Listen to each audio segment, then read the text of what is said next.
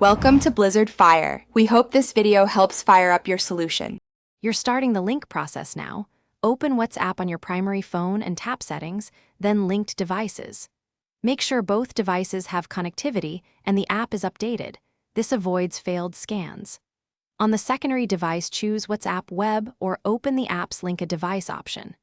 Once the scanner appears on your primary phone, you'll use it to scan the QR code shown on the other device. Move deliberately so the camera focuses cleanly. Blurry scans cause retries and timeouts. Now focus on the core action, scanning the QR. On your primary device, grant camera permission if asked. Without it, you can't scan the code. Open WhatsApp Web or link a device on the secondary device so the QR appears. Center the QR in your phone's viewfinder and hold steady. The app will automatically detect and link.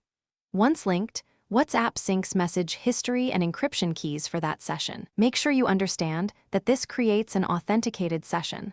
Log out when finished on shared devices. Finish by confirming the new device appears under linked devices and shows an active session.